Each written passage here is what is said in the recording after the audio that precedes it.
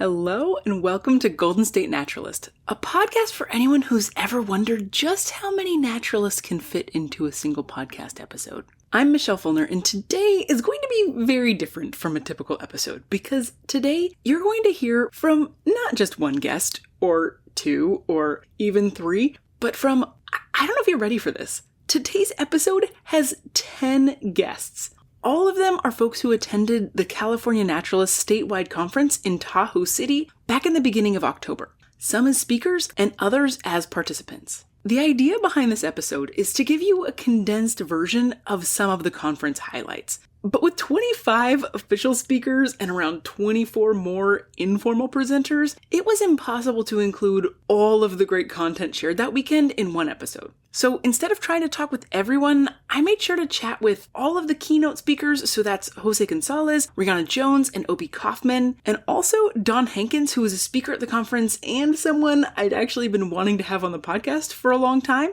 Greg Ira, the director of the California Naturalist program, Brenda Kyle, a lightning round speaker, and then just a few absolute gems of naturalists who were at the conference as participants, including Maribel Garcia, Bruce DeTerra, Justan Torres, and Jason Fareira, whose name you may remember because he's been on the podcast before to teach me about salmon. There's also a little bonus clip of dinner conversation that includes some voices you may recognize if you stick around until the very end of the episode. But because there are so many guests on this episode, you're going to hear about a wide range of topics, including the power of storytelling, traditional ecological knowledge, outdoor equity, some of the ethical questions around ecological restoration, creating the conditions for healing, indigenous stewardship, including cultural burning, what the word consilience means and why it matters, and the kind of community that can arise from a shared love of the land.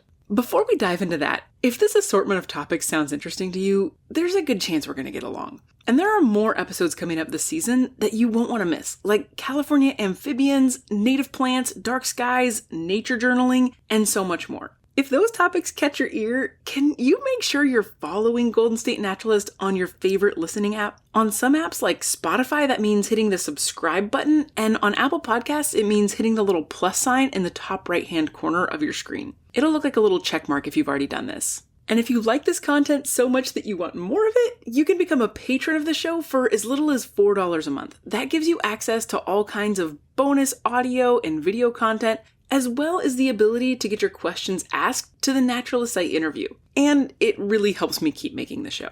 You can find me on Patreon at www.patreon.com/Michelle Fulner. That's Michelle with 2 L's, and Fulner is Fullner. If you want to know what outdoorsy things I'm up to, you can find me on Instagram and TikTok at Golden State Naturalist. My website is www.goldenstatenaturalist.com. You can sign up for my mailing list on there if you want to, but the truth is, I don't know what to do with the mailing list. And I have sent out exactly 2 emails in the course of about 8 months. I'm open to suggestions. Finally, probably the biggest way you can help out the show is by sharing it with friends, family members, coworkers, the local chapter of the Native Plant Society, and anyone who's ever tried to convince you that watching a nature documentary with them would be a great way to spend your Friday night. But now, let's get to the episode. If you're not familiar with the California Naturalist program, here's a little description from their website. A statewide program of the University of California's Division of Agriculture and Natural Resources, the UC California Naturalist program is designed to introduce Californians to the wonders of our unique ecology, engage the public in study and stewardship of California's natural communities, and increase community and ecosystem resilience. Their mission is to foster a diverse community of naturalists and promote stewardship of California's environment and natural resources through education and service. So obviously I love them. The way the program works is that the statewide program has local partners all across the state, and the partners offer a 40+ hour course that people can take to become certified California naturalists. I completed my course last November at FEA Nature Center in the Sacramento area where I live, and taking that course was a major source of inspiration for starting this podcast. There's also a newer branch of the California Naturalist program called Climate Stewards, which is another certification that's more geared toward climate literacy and resiliency. I can't speak to that one as much because I haven't taken it yet, but I would love to, maybe between seasons sometime. Okay, so that's a little about the organization behind the conference, but let's hear about the conference itself. This year's CalNat conference was celebrating 10 years of the program, and it was also the first of its kind held since before the pandemic. So it drew participants from all over the state to Grand Lebacan Tahoe, a resort in Tahoe City, which reminded me a bit of some cabins I've stayed in across the Sierra. Cozy, wood paneling, very easy to imagine covered in snow, only occasionally invaded by bears. Story time. A bear really did go into an empty room through a window that was left open during the conference, but remember that bears aren't that different from us. Bears just want snacks, and you have to keep your windows closed if you have snacks or, aromatic garbage. Anyway, the weekend was packed full of meaningful, timely, relevant presentations and workshops, and attended by people I was able to jump right into mealtime conversations with as if I'd known them for years. The whole experience was just incredibly special to me. I hope to share some of that magic with you here on this episode of Golden State Naturalist.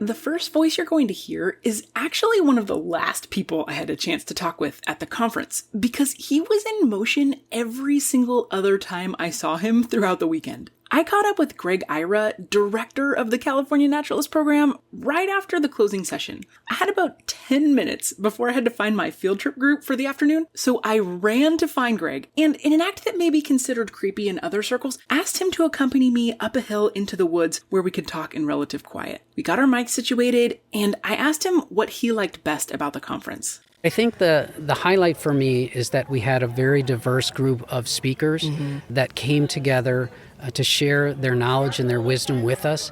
And I think a common theme that I heard from many of the sessions was not just the sharing of information, not just the sharing of naturalist information or climate information, but the sharing of the concept of having this growth mindset to really push us to think beyond kind of our normal practices of looking at our normal perspectives and thinking, how can I do things differently in the future? How can I improve the work that I'm doing? And I think that came across in a lot of the presentations.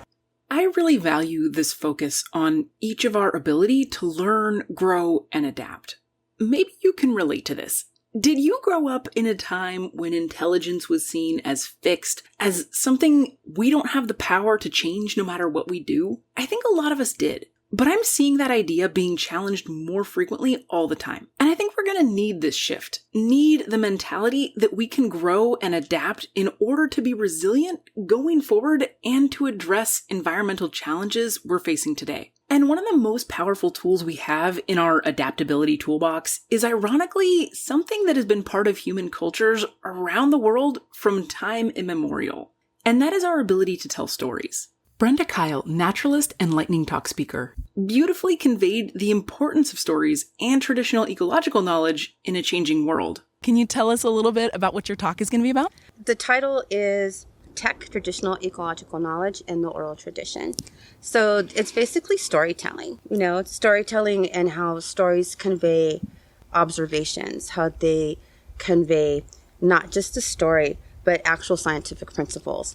And we have to listen to the stories, as my friend Raging Hawk would say, listen with your inner ear and look at things with your inner eye. So it's not just being here, it's being everywhere to understand the stories of traditional ecological knowledge in the oral tradition, what they're trying to convey. Why should we continue to rely on stories rather than just tell people scientific facts? What's the advantage there? Stories convey a sense of place, which is different from location. Okay? We can be here at latitude, whatever we are, and longitude, whatever. That is the location. Let's come back in 3 moons. Is it the same place? What's going to be different? So stories convey place, they convey emotion, they convey wonder, they convey a way to enter into science that is wonder driven and gets you to the facts instead of driven to find the facts. Sometimes that sense of wonder is more important than whatever it is you're trying to find. Stories that I've heard are stories that my father told me, that I told my daughter, and it's stories that she's heard from her grandparents. And it's the same story. That sense of community and belonging and history is important. I hope that people go out and they find their own ancestral roots in their ancestral languages. I do a lot of my talks in English and in Spanish, and neither one is my ancestral language. What's the name of your ancestral language? We are Tepehuan. Tepetl is the Nahuatl word for mountain, so Tepehuan means mountain dweller. Wow. We self-identify as Odami, the people. The Odami people are from what is now the southern part of Chihuahua, Mexico, which, sitting here looking at a map, I don't know if I would quite call northwestern Mexico, but definitely to the northwest of the center of Mexico, if that makes sense. Now, some people might hear the idea of reconnecting with our ancestral languages and stories, and they might at first think that that sounds like a step away from progress, like going the wrong direction on a timeline, away from our present reality and the future we're preparing for. But I want to push back on that idea. I think that when we know who we are and where we come from and how our ancestors, however recently or long ago, however near or far away, relied on the land, how they found strength through a reciprocal relationship with the earth, we can actually see a path forward toward the same thing again today, toward applying the lessons we learn from the family members who came before us to a world that is rapidly changing. I also want to note that some of us may look back and see things that we're not proud of or even that we're ashamed of in our ancestors. So this isn't always going to be a feel-good activity. But knowing and understanding the whole story and not closing our eyes to the parts that are hard to look at reminds us that our actions can do harm or they can move toward health and healing, or sometimes a messy mix of both. Seeing and understanding the whole story of where we come from empowers us to choose both what to emulate and what to reject. And Brenda made another point that I think really informs how we move forward with this paradigm. One of the things that I am for sure going to say during my lightning talk is, what is a lifetime of toiling over the land, of having intimate knowledge of your space? What is that if it's not field work?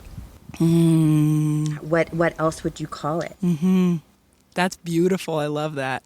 Make sure to give Brenda a follow on social media at Chaparral-Chick to keep learning.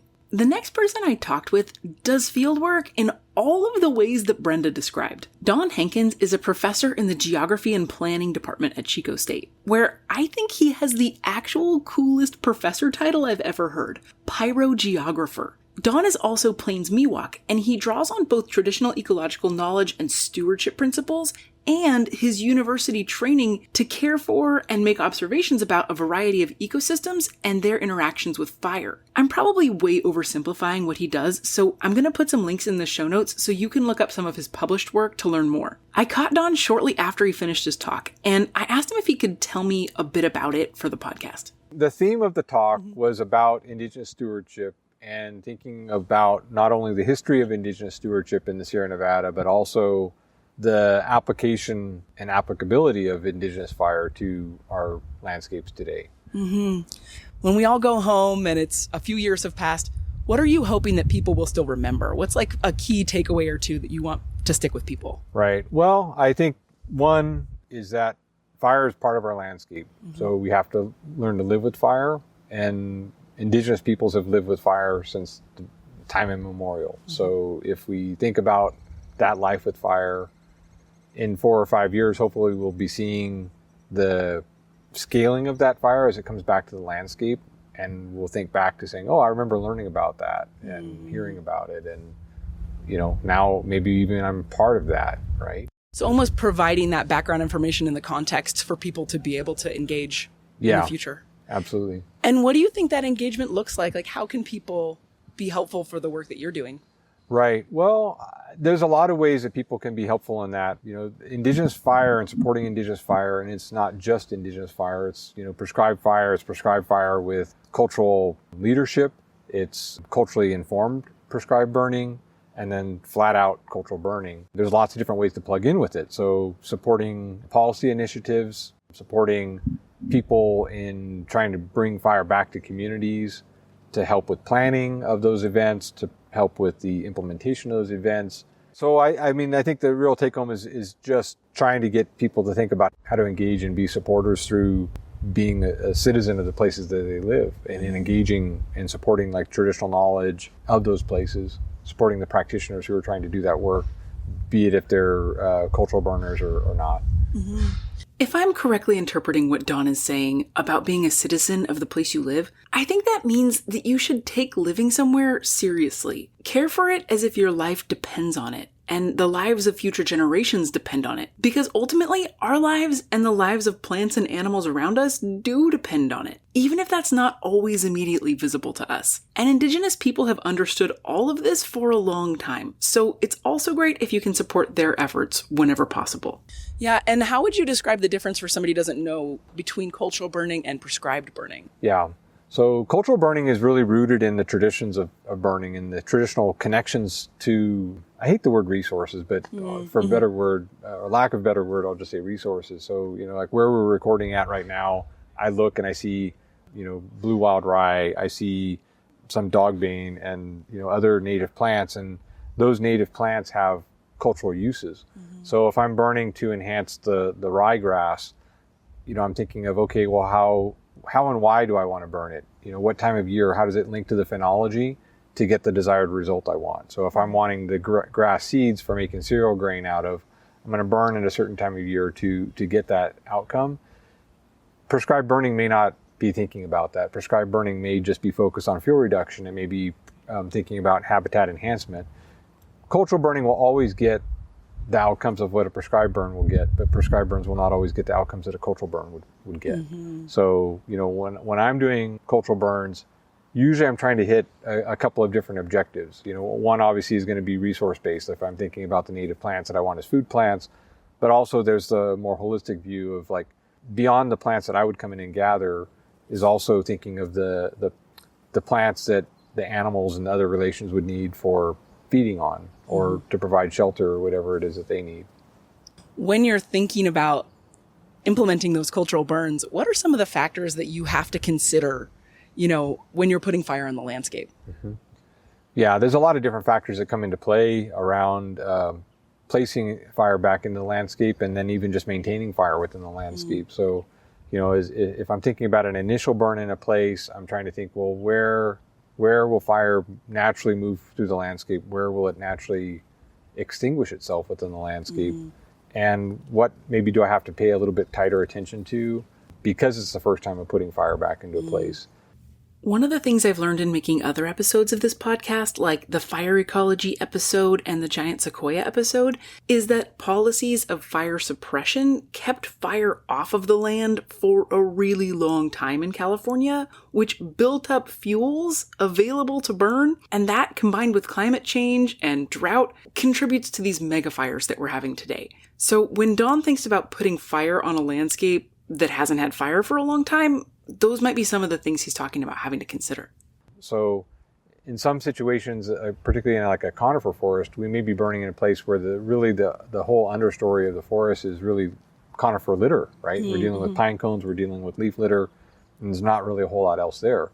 So that initial burn may be just I like to think about like shaving off, like imagine a microplane on the surface of the land, just taking off a layer to then expose some of the seeds and trying to maintain like the duff composition and that sort of thing so that you're not burning through everything, but to release the seeds. So then maybe in a few months' time, you see native plants responding and you start to see understory communities start to redevelop.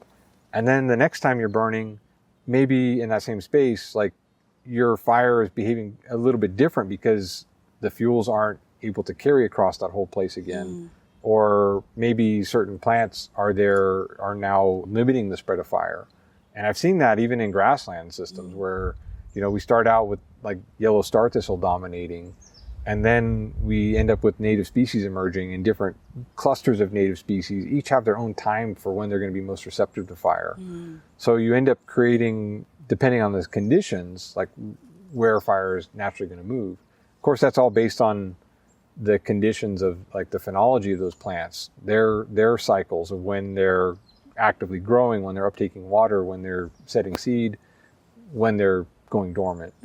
Generally speaking, I think like indigenous fire tends to focus, but not entirely, on the time period when most of nature is kind of shut down, is kind of in that sleepy mode. So a lot of burning takes place in the, fall to early spring time period when birds aren't nesting, when, the plants aren't actively growing for the most part. But that's not to say that all burns are done during that time period, because there's different reasons for those burns to take place. Right, absolutely. And there's so much consideration for every species that's involved, right? And like the type of land and the shape of the land. And it seems like it would take a lifetime to learn that. Right. So Yeah. what does that look like? How long does it take people to kind of get a handle on a little bit, enough Yeah. Well, I mean, a person can get some experience, some introductory experience with it through, a couple of burns, right? I like to connect people to a single burn opportunity, introduce them to the way the fire moves through that place, but then also come back to that place and look at what happened after that fire. What were the plants that came back? What were the animals that came back as the indicators of the success of that event? And then again, that's something that I think isn't necessarily common with prescribed fire. Like a lot of times prescribed fire happens and, everybody just kind of walks off and that's it. But with the cultural fire, like you're constantly coming back in, you're looking at the indicators, you're seeing and maybe even reaping the benefits of what that fire created within that place. So, setting fire, having like native bulb plants come up, right? So you can go out and collect Indian potatoes. For her book, Tending the Wild, MCAT Anderson interviewed a lot of indigenous elders from around the state of California, and I want to read something that she learned from those interviews. She says, by using a plant or animal, interacting with it where it lives, and tying your well-being to its existence, you can be intimate with it and understand it. The elders challenged the notion I had grown up with, that one should respect nature by leaving it alone, by showing me that we learn respect through the demands put on us by the great responsibility of using a plant or an animal. I feel like this really echoes what Dawn is talking about here, using the bulb plants for food. When you actually tie your life to the life of the plant and the well-being and the continued existence of the plant, you start to think about it pretty differently. And actively taking care of it and taking care of the landscape becomes more important. And like you're having that relationship with the landscape you're in. And I think that like you can expose other people to that, right? So an initial, one time out in one place gets you the intro, but then you start to add in additional ecosystems and additional places. And through that experience, that set of experiences, you start to build your knowledge base around it. Right. And that seems very relationship oriented, right? Because if you're continuing to come back to the land after the burns, you're establishing that continued point of communication with the land. Absolutely. Kind of a conversation. Yeah, it's definitely a communication relationship there with the landscape. And ultimately, for indigenous peoples, it's that intergenerational process, right? It's not only across generations where, people can think of their ancestors burning in a place, but also as we start to see more of this fire happening is the connections of grandparents and community members and elders, in general, working with youth and other people to be able to share that common experience. And that's really a community building experience. Fires are a naturally social thing. You think about sitting around a campfire, like most cultures have that connection to being placed around fire. But in that landscape scale, it's the exact same thing. You're standing around talking, you're communicating with people, you're laughing, you're joking, you're eating food, when you're out there. And it's really a community building exercise. I love that. And last thing, because I don't want to keep you forever, is just where can people learn more about your work? Yeah, well, so I'm based at California State University, Chico. I'm field director for our ecological reserves also at the university. So if folks want to come out and see what some of these burns look like, the ecological reserves are a great place to be able to see that. Big Chico Creek Ecological Reserve is about 8,000 acres of land in the foothills north of Chico, north and east of Chico. And I've got some of the publications online, through my department website, Department of Geography and Planning. But then beyond that, I'll put a little plug in for the Indigenous Stewardship Network, which we've just launched, which is an intertribal organization within the state of California to amplify Indigenous stewardship in general, but we are currently more fire focused. There isn't a website at the time of recording this, but soon there will be. Nice. And folks can go there and learn and connect more with maybe tribes in their area or practitioners in their areas that are doing that work. Great. So people can kind of find things you've written before and keep an eye out for that website to come out. Absolutely. Yeah. All right. Thank you so much, Don. Thank you. It was such a privilege to get to talk to Don. I've been wanting to talk to him for so long, and I learned so much from him just in this short period of time I spent with him. And I know I still have a lot more to learn, so I'm hoping this isn't our last conversation. And I'm not the only one who liked his talk. One of the participants I talked to also mentioned him when we spoke. My name is Maribel Garcia, and I go by she, her, ella pronouns. Great. And then I heard you saying that you have an official title and an unofficial title. So what are those? Yeah, so officially, I work for Climate Corps AmeriCorps as a program manager. And unofficially, I do workshops called the Decolonized Kitchen, where I teach people how to identify native plants and cook with them. Which sounds amazing, and now I need to go follow you. So Yeah. what's your Instagram? Native Plantitas. Okay, great. What has been something that's been really kind of either mind-bending or paradigm-shifting, or that's been a new idea for you that you've heard so far? I would say something that's really stood out is there was a conversation about indigenous knowledge and environmentalism, which I think is super important. And the speaker was talking about how they do fires in California as a form of stewardship, which harkens back to how my family would also manage their lands. They call them milpas, which is like permaculture in English. But they would do prescribed burns in order to restore the land. But it was really fascinating to hear all the information that goes into doing a fire. You need to think about what plants are blooming during that season. What does the geology look like? How far can this fire spread? And how does it want to spread? So he was saying that this is a millennia of knowledge that has been passed down, and that the communities take it very seriously. And it's a very sacred kind of tradition to do a prescribed burn. So I thought that was really fascinating to hear. And then my last question for you was, what is maybe a really fun moment so far? So the person that I'm sharing a room with made a escape room for naturalists. So I thought that was super cool. Last night, she was just showing me all her props and all the ways that she made like these puzzles for people to figure out and at the same time learn about native flora and species. This person was from Louisiana, so in Louisiana. And that I'm just so excited to see more of her work when she has her presentation later this evening. But yeah, super cool. That is really fun. Did she make you do it to get breakfast this morning? No, but I don't know that it would have taken me forever to figure out, the clues and all of that. But yeah, super cool. For sure. All right. Well, thank you so much for your time. Thank you.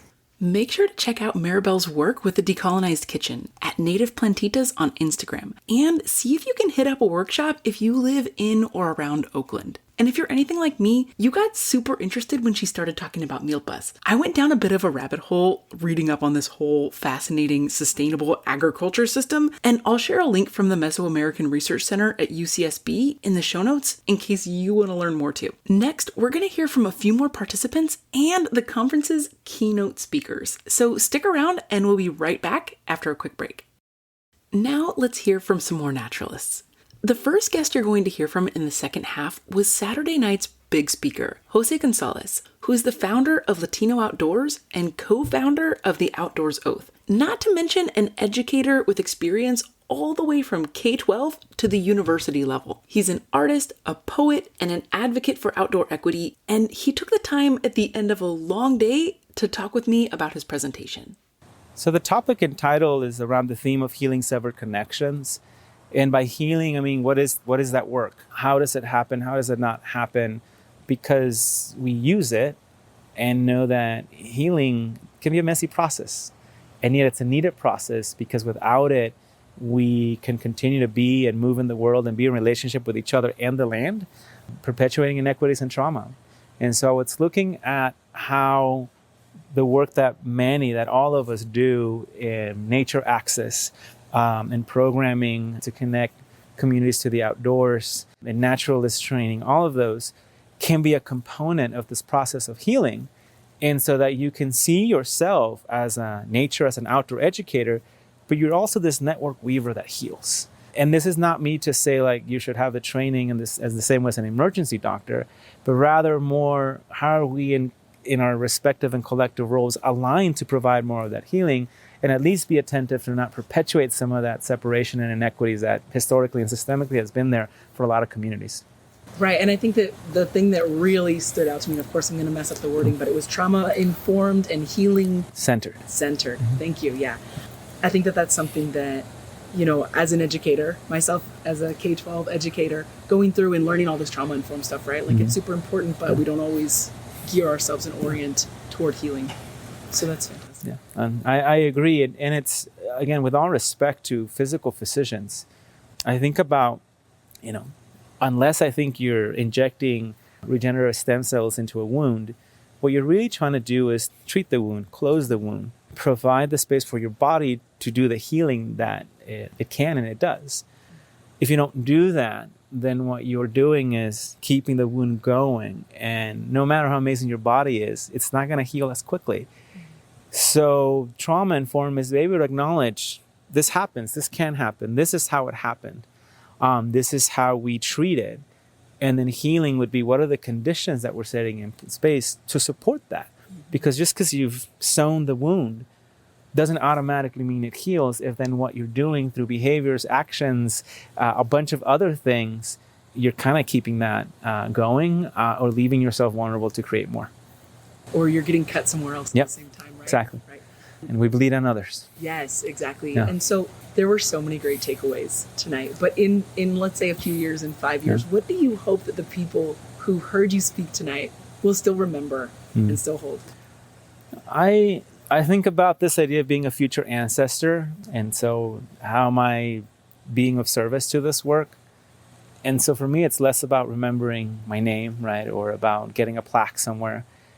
And being able to think, did what I offer provide something that connects with somebody else's mental model way of approaching the world, such that they get to continue and expand and magnify? There can be different levels of seeds there. And sometimes what nurtures it is being able to say, let's provide a little nurturing ground for you, but you're doing the growing. Let's provide a little water, knowing you're taking that bold step. Let me maybe just give you a moment to protect against the elements, but you're the one that are working through your resilience and sturdiness. And ideally, the reason for that is I look at these processes, just like the seed, of seeding, rooting, blooming, and fruiting. Because going to being radical in terms of supporting regenerative cycles, I want to not be remembered just for the blooming, right? Because spring is let's look at this amazing field now covered in poppies. And that's what makes it beautiful. It's one of the things that makes it beautiful. What I also want to know is how are we supporting that cycle so that they can seed and provide more seeds and more opportunities? So to quote Pablo Neruda, so that we continue to focus on the spring and not just the flowers. José's presentation really was so rich. There were moments of humor and more serious moments. There were facts and data, and then there were metaphors. There really was something for everybody at any phase of their journey to be able to learn and take away. To demonstrate this, I'm going to read you a few of the notes that I wrote down while he was speaking. Here we go. What are your imagined selves? Trauma-informed and healing-centered. Your team is functioning like a thriving meadow. We're still embedded in structural relationships of harm. How do we nurture life-affirming models? Budgets are moral documents. Soft on the people, hard on the problem. And I also doodled a mushroom to symbolize regeneration.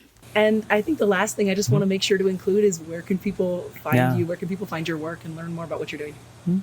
I think for me, if you're on social media, you can look up José Bilingüe, Josebilingue.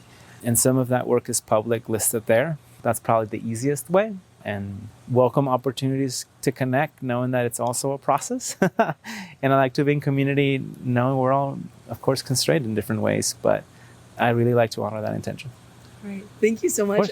Really appreciate your time. No, thank you.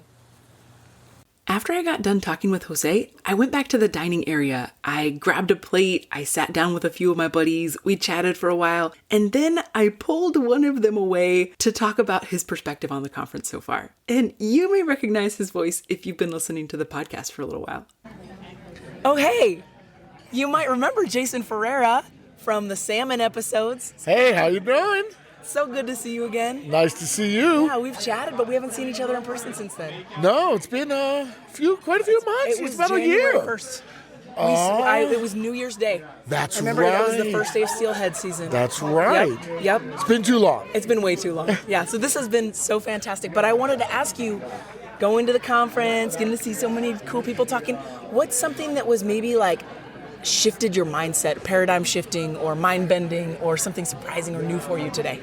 You know, one of the things that was really just changed my perspective or really made me think was one of the speakers was talking about after fires, how do we choose what we put back? What are we preserving back to? So do we put the same trees that were burned, or do we let nature run its natural course? And then you'll get, scrub, and then, woody oak, and then let it naturally succeed? How far back in time do we want to go to what is normal or what we remember?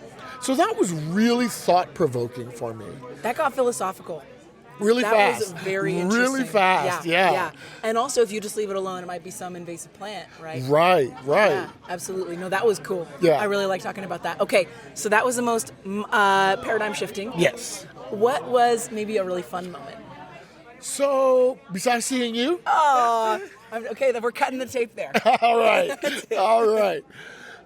Getting to see so many people that I respect, that I've seen them work, or either on social media or at other conferences, and getting to spend quality time with them. The informal learning is so important, and I love that aspect of conferences. And so getting to see everybody and listening, and it's like, you know what, I'm going to steal that. I'm going to take that idea. That's the whole point, right? Yeah. So that's always the best part of these things for me. I agree.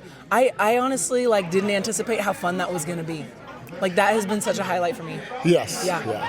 It's the after the learning. Yes, exactly. Thank you so much, Jason. You're welcome. Come see me again soon. Yes, salmon season's coming up. Salmon season in Let's about do it. 3-4 weeks. It's been so much more than 3 or 4 weeks, and I still haven't made it out to the American River to see Jason. I need to work on that. Okay, you ready for the next keynote speaker? She had some pressing business that she needed to attend to, but she still took some time to sit and chat with me, and I super appreciate her because she had great things to tell me about. My name is Rhiana Jones, and my pronouns are she and her. I am the Environmental Director of the Washoe Tribe Environmental Protection Department. And so your talk today was related to that. What was your talk about? Today we talked about the Myala Water Restoration Project with our new project manager, Mark Laura. The Myala Water Restoration Project has been in the works for 20 years. It's a stewardship agreement with the U.S. Forest Service that allows Washoe Tribe to manage the Forest Service lands that have historical Washoe presence in a traditional manner using cultural and traditional methods. When people leave and they go home, and it's a few years have passed, what do you hope people will remember from your talk? That this project was started. So hopefully when they come back to the Tahoe Basin and they're in Meeks Bay, it rings a bell. It's like, oh, let me go check on the progress of this 20-year project and see how far they've come, if there's been success, if the meadow's been thinned, if we can see a bunch of these culturally significant plants that they talked about bringing up. Nice. And is that something people can go and visit, and can they walk around there? Yeah. So Meeks Bay Resort and Meeks Meadow, the whole area is a traditional summer camp for the Washoe tribe, but it's owned by the Forest Service. So there is a resort there that's open to the public. There's the Meeks Bay Trailhead that leads into Desolation Wilderness. It's a public trail. There are private homes on the other side, but the meadow is Forest Service land. You can go into the meadow and walk around. There has been past thinning and clear cutting in the meadow, so it is very uneven and kind of unstable, but it is open to the public. We plan on putting up some signs and letting them know that we're going to start doing work here, and then, having more access and presence for the Washoe tribe there, just hoping people will come by and ask questions and be like, if you want to be involved, let us know. Like, we always need volunteers to cut down those trees. Oh, that's really good to know. That's really good to know. So come and visit and help out. Just watch your step. Yes. In the meadow. Okay. Pretty much. Okay, good to know. What would you hope that, maybe if people don't live in this area, and maybe even if they don't come and visit, what do you think is a principle that you hope people do take home with them and maybe apply to their own lives? I think the biggest one, and this, doesn't have much to do with the project or even Indigenous people, but don't use plastic water bottles. I think microplastics are a huge issue for the lake. Beach cleaning, we can still find them in the meadow. Bears will eat them and then they'll poop them out in the meadow, and then we have to come across that. So reducing plastic, I think, is really important. With respect to tourism and people who aren't from here, I would also say that, any place you visit, that you're on somebody's traditional homelands, and having that respect for not only that community, but for the nature, the natural beauty of the area, and hoping that they would want to conserve it and want to do better, whether it's volunteering for projects in this area, making a donation to environmental agencies in this area. But if it's a place that people continue to come back and visit and they like coming here, it's like, well, what are you doing to help protect this area as well? Right. Something that came up, we spoke at the Tourism Cares meeting conference a while back, and trying to change the language of taking a vacation. People are taking a vacation. It's like, well, what are you taking? I understand you want to be relaxed, but it's like, how can we switch that to be like, not that you're giving a vacation, but, giving back to the community and the area while you're also enjoying its natural beauty. That's a really great paradigm shift. I've literally never examined the language on that before. That's fantastic. Yeah. I related to this so strongly. I grew up in the Napa Valley, which obviously is a major tourist destination, and no one in my family is in the wine industry, but I come from a long line of stonemasons and carpenters and farmers and people who cared about the place and taught me to care about it too. And while a lot of the tourists there are super respectful, I can also comment from personal experience that there's a particular kind of pain to seeing a place that you love not be loved and respected by people who are visiting it. I would imagine this feeling is only amplified if, instead of your family being somewhere for 100 years, they've been there for more than 10,000 years. Now we're really starting to think about it. It's like, well, tourism is such a big deal in Tahoe, and it does have a detrimental effect on the area with respect to dog poop bags, people illegal camping, plastic water bottles, plastic bags, microplastics in the lake. A lot of accommodations are made for tourism. Tourism, of course, supports the economy here, but we also need to find other ways to support the economy and have ecotourism that supports the area and the natural beauty of the area as well.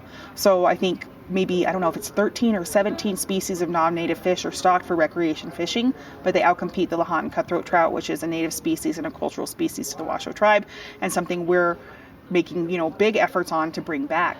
Other species are also suffering, and I think, having additional marinas, additional boats are all detrimental to the lake. So finding a way for, whether it be all vehicles in the Tahoe Basin have to be electric, or all buses are electric, or boats have to now be electric. Big steps need to be made to start considering climate, tourism, the carrying capacity of the lake, and how we can protect this area and keep it sustainable to have tourism and tourists come here for, many generations to come. That's fantastic, because a lot of us want to keep enjoying it. And so it sounds like a lot of what you're saying is, one, leave no trace. Yes. Right? Be responsible when you visit somewhere. It's not your home. Somebody does live there. And, support good causes while you're there. Right. Is one of those yet? Are there any sort of ecotourism options where Indigenous people are leading those, that we could support people who are leading those? So the Meeks Bay Resort, the Washoe tribe is the concessionaires, and, part of the reason why I think that's important for the Washoe tribe to be able to run that business, even though it's on Forest Service land, is again just reestablishing that presence. So that is up for bid again, I think, this next year, but we hope to get the bid again so we can start incorporating more of that. Having plant walks through Meeks Meadow, talking about the project, working on Meeks Creek with planting willow poles to bring back the coyote willow that's used for basket making. So we're still early on in thinking about this. It's going to take collaboration from multiple Washoe tribe departments, environmental, cultural, our Washoe Development Corporation, who runs the resort, as well as our environmental partners, to allow us to lead these walks, have more responsibility and more stewardship in the area. Because bringing other people on, there's also liability issues involved, and we're still early in figuring it all out and seeing how we can make it more sustainable and have that resort, while still accommodating to tourists, but also teach them about the area and the importance of restoration and sustainability. That's so great. And that is a lot of work. And I really hope that you guys are able to do it, because I would 100% go on one of those walks. Thank you. Yes, totally. Last thing is I just want to ask, where can people go to find out more about your work? So the Washoe Tribe website, I think it's washoetribe.us. I checked, and it is washoetribe.us. There's also the Gatekeepers Museum in Tahoe City. They have a lot of Washoe Tribe history. The Cultural Resources Department in Gardnerville, there's just a wealth of information. They have, recorded history, books, references. There's some signage around Lake Tahoe, and that's something we're working on as well, is including more interpretive signage that includes Washoe Tribe history and presence. It's like, this was a traditional summer home for the Washoe, or the Washoes held this type of summer activity here. Taylor Creek is one of those. There's been talks for years about having a cultural interpretation center there. It's still, an idea that we hope to have someday, and there is some signage going on around there. And then if we have any projects at Meeks Bay, Meeks Meadow, we try and alert the community, put out flyers, public outreach, that sort of thing. So find you online. Yes. Research. Google my name. Yes, do it. I did it. Well, and you find a lot of good stuff. I could say the Living with Fire podcast Great. has some information. Yeah, and you anyone can call us or reach out to the department if they have questions, or if they'd like to collaborate on a project. We're always willing to listen and try and work with more environmental partners. Wonderful. Awesome. Thank you so much for your time. Thank you. The next person you're going to hear from is Justan Torres. He's a naturalist in the LA area who works with formerly incarcerated youth. I got a chance to talk to him, but I didn't get a chance to record an interview with him. So the audio that you're going to hear is actually from a videographer named Ethan Ireland, who works for UCA&R. So thanks to Ethan for sharing that audio. And I did check in with Justan and make sure it was okay for me to use this. So here's just a little bit from Justan. Yeah, so this is my first California Naturalist Conference. I got my Naturalist certification at the beginning of the pandemic. And, the only reason that was made accessible is because, organizations in the LA area that care about, bringing underserved communities to the forefront, they waived my fee, and they saw me as someone who does work in the community, and they're like, okay, Justan, we have this for you, I have this available for you, take it. And I did, and then this is the first conference I had ever heard of. I just got the email. I learned a lot during the Cal Naturalist training that I take with me in my work with my youth. And I was like, you know what, I'm gonna go, and I'm from LA, and I'm just used to always being around people of color, right? And it wasn't really till I got closer and closer to the conference that I was like, oh man, it's gonna be a lot of white folk, it's gonna be a lot a little different than what I know. So I was very interested and curious to what it was gonna look like. And then once I saw representation of not only people that I knew, people that I actually know, as well as people that look like me, talk like me, and were talking about subjects that matter to me. The sea of whiteness was all right, if they can sit here and listen, all right, cool, that's cool, I like it, I'm with it, and I'm really appreciative of the space that was given and taken at the conference by PLC folks. One of the things that Greg Ira mentioned right at the end of the conference is that even though CalNat is diversifying and the conference is more diverse than ever, the audience breakdown still doesn't quite represent the breakdown of the population of California. But I appreciate Justan braving the discomfort of being in a different situation from what he's used to, because everyone deserves access to the outdoors and information about it. Plus, I just appreciated talking to Justan and getting to know him a tiny bit. Okay, are you ready for the final keynote speaker? My name is Obi Kaufmann. I'm the author of the California Field Atlas. So I tracked down Obi at the end of what was easily a 12-hour day on Saturday to have this conversation with him. And he very graciously agreed to sit down with me. If you're not familiar with his work, Obi is a naturalist and eco-philosopher who has written not one, but 4 highly regarded regional bestsellers, including the California Field Atlas, The State of Water, Understanding California's Most Precious Resource, The Forests of California, and The Coast of California, both of those latter ones being additional California Field Atlases.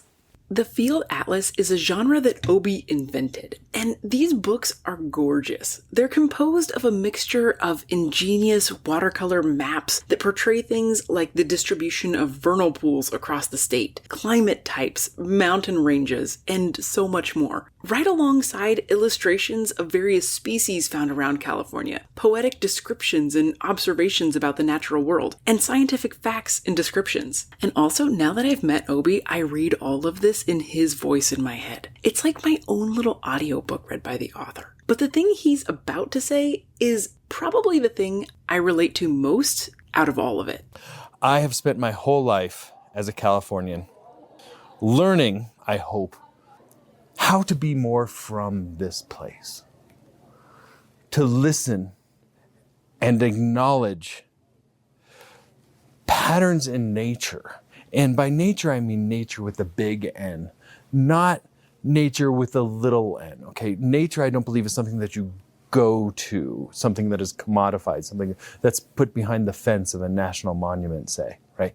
But the nature that is around me.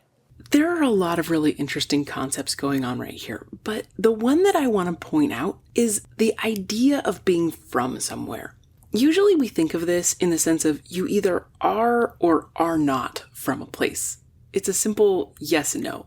So I think it's really interesting that Obi says he wants to be more from here, and to examine what it means to be more or less from a place rather than simply from or not from a place.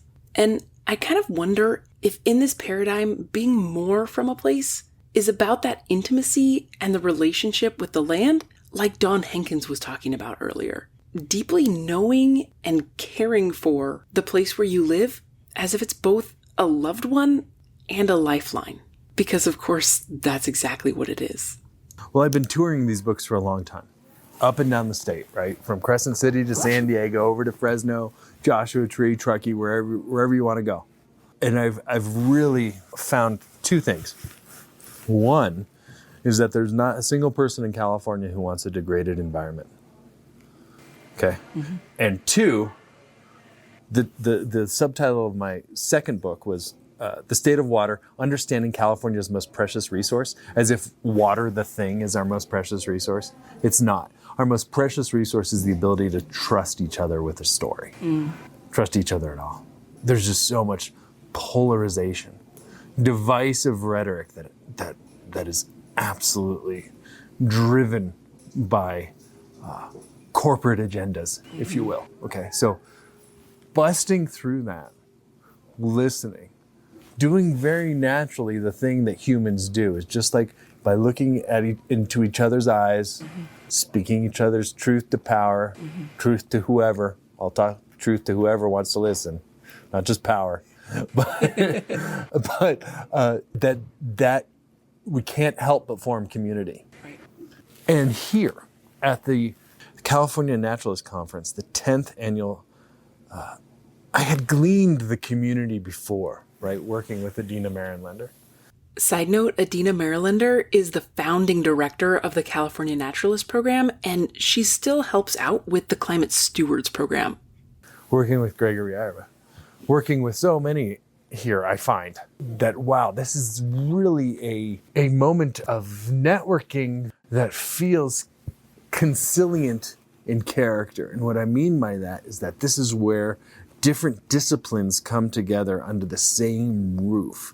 Consilience is a theory known in the sciences of like how to break down the silos between the disciplines, between the molecular biology and the evolutionary biology. The consilience of those two is the intellectual connective rhetoric between them, the dialectic broken down.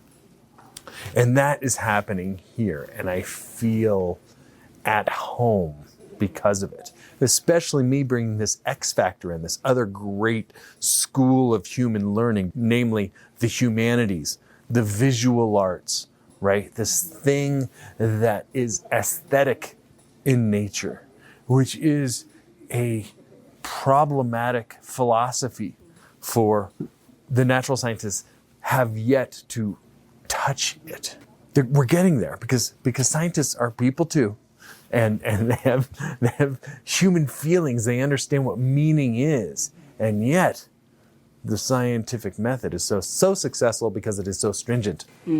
And while I believe that science itself is a methodology that can hold all of our philosophies eventually, I mean, I'd go so far as to say I believe that free will is just biology that hasn't been discovered yet, right? Like we can get there. We just haven't invented those experiments yet. And that's on its way. And so when I hear people like, today I listened to Patricia Maloney's research with the Tahoe Environmental Research Center when she is talking about the importance of gene flow between populations of sugar pine in the Tahoe Basin. So like there is a culling effect going on in processes related to, atmospheric breakdown, as it were. And the end result of which, especially in our arboreal habitats, is far from being certain or determined.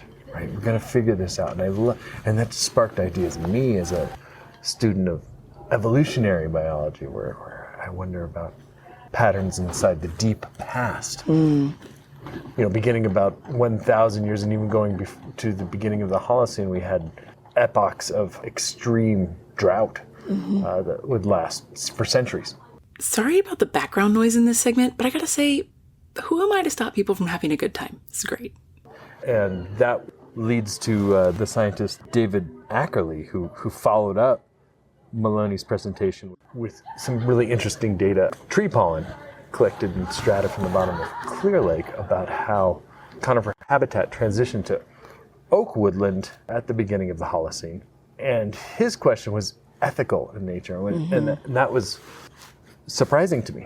That ethical question, because that's my territory, and he tried to address it, and I thought that he did it very competently, framing it in terms of what is good and what is bad, largely being a human value. What is the character of the Anthropocene going forward afterwards, after what may or may not be ecological collapse?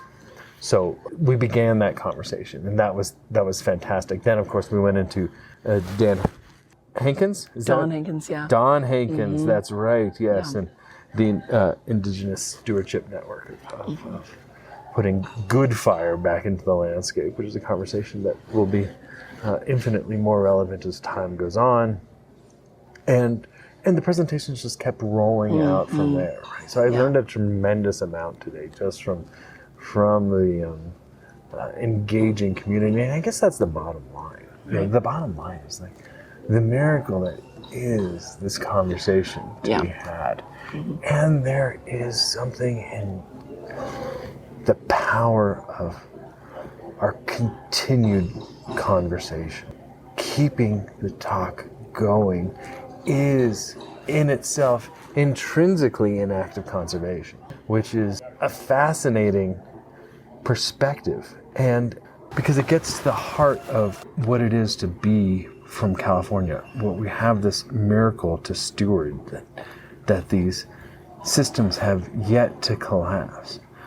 And we have to be very careful, of course, to not condemn, in the age of so much climate grief and climate anxiety and this pervading pathos, to not condemn that which has not yet died to death already. And stewarding that miracle is best evidenced by the conversations that were had here today. Yeah. I mean, for me, that was so incredibly rich. Like, not only to get to hear these speakers, but then to get to talk to people like you and Cliff. Okay, this is so embarrassing. I meant to say Griff because I had eaten dinner with Obi and Griff Griffith, who you might have seen on social media from Humboldt Redwood State Parks. Anyways, Griff. I meant to say Griff, but I drove up with my friend Cliff. So I was just all messed up. And just sitting at the table and being part of that conversation.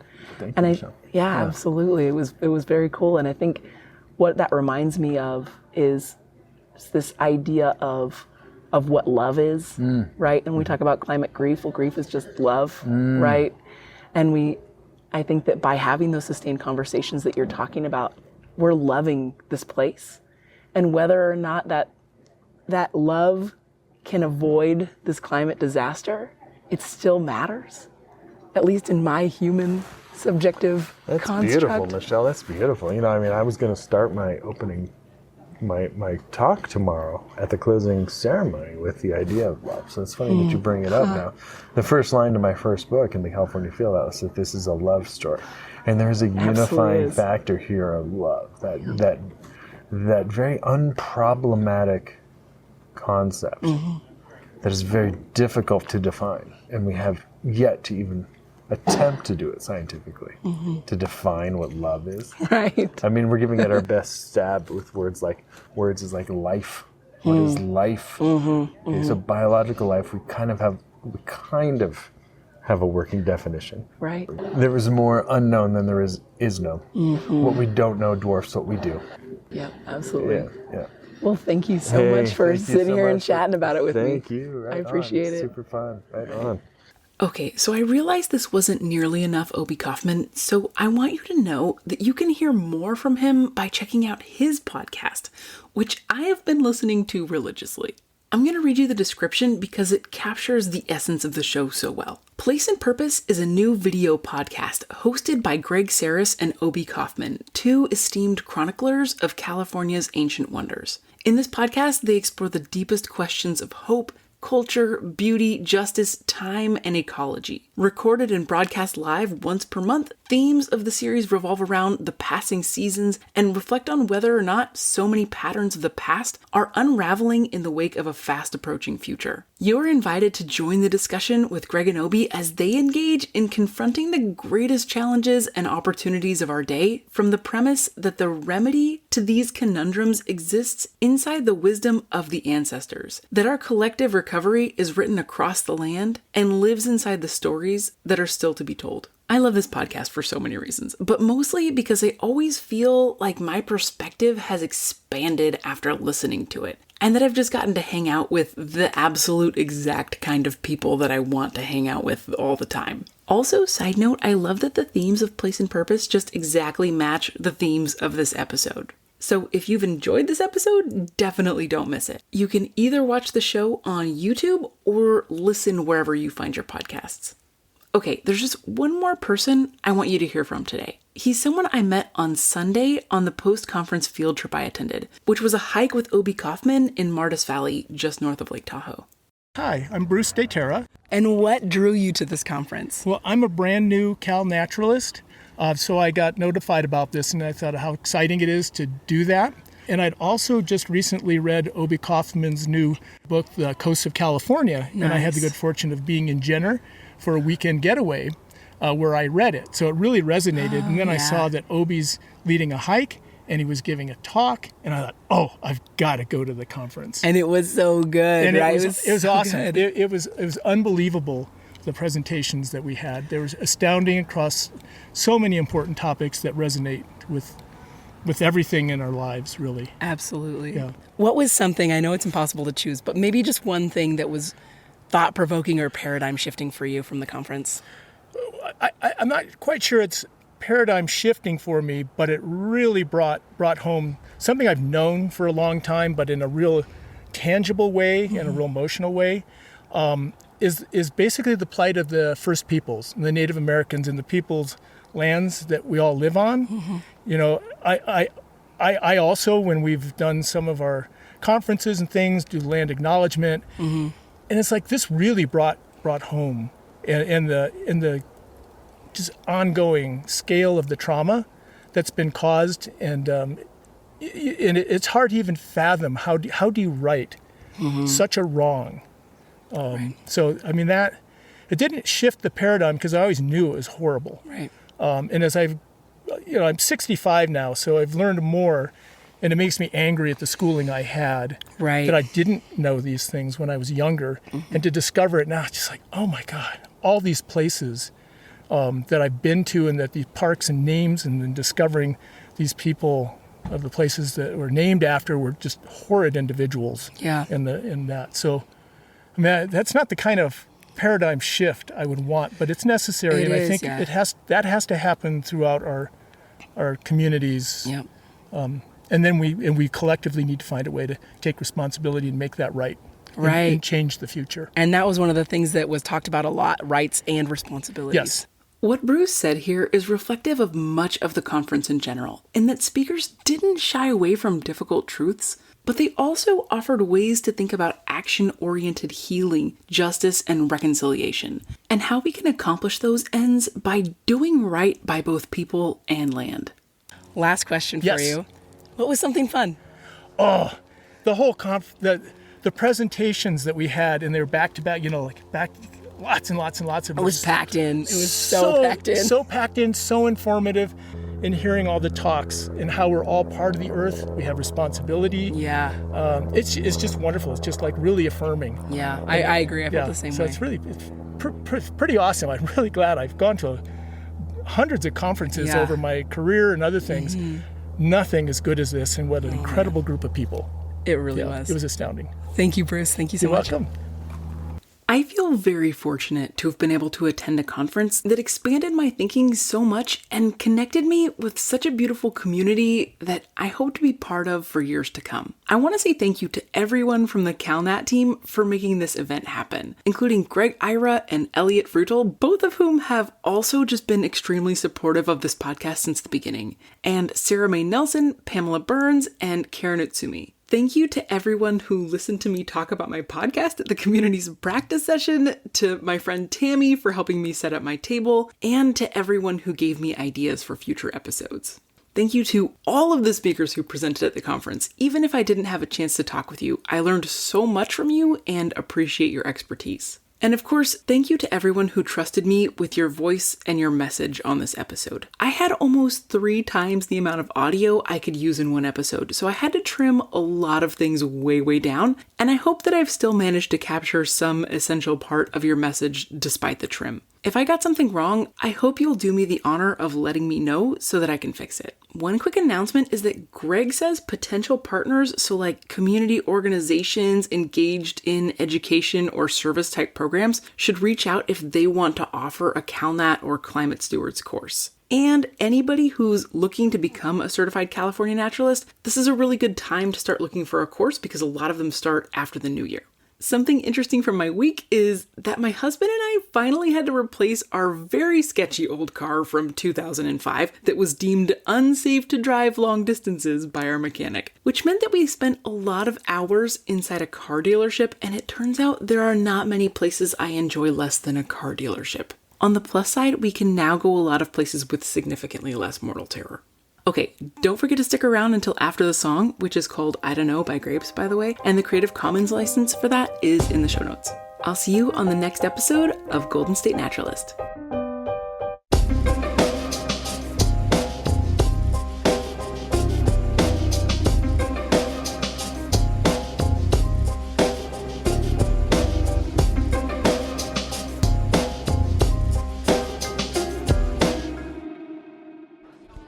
They're better than trainings, like state trainings and stuff, because you go in there with your colleagues and you exchange some information, but it's not. It's like a it's like the mountain lions in Santa Monica Mountains. You know, they're breeding with each other. So it's like you get less genetic diversity. But when you come to conferences... I'm not going to read too far into that. Yeah. I know, I usually tell people, like, can you imagine being a mountain lion in Santa Monica and you go on to Tinder and it's your grandpa is your best match? And you have to date your grandpa. But when you go to conferences like this, you get people from nonprofits and like independent people like your friend that you brought. What was his name again? Cliff. You're Griff. I mean, he's Griff. Wow, he's the only Griff I've ever met. Cliff and you're Griff. Okay. I cannot believe I did that twice. So you get all these different inputs, and I think that's where the real like ideas come from. I always get like so many more ideas from conferences than I do. Yeah, well, when you go to a training, there's a specific goal in mind. At a conference, it's just meant to be open your mind, like you know. Yeah, that's good. For me, I always look at it like, I'm going to go see my people. Yeah. You know, people who think like me or, you know, relatively. You know, it's always like... You have an overlap somewhere. Yeah. It's like camaraderie in a way that you don't normally get. I would say interpret is a pretty lonely job.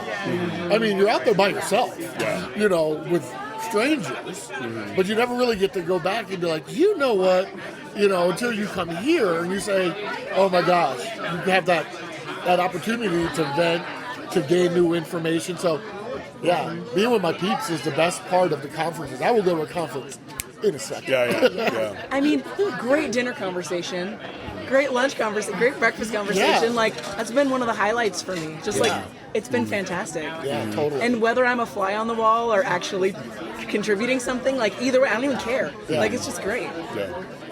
So that was Griff Griffith, Michael Hawk, and Jason Fareira. Okay, see you next time. Bye.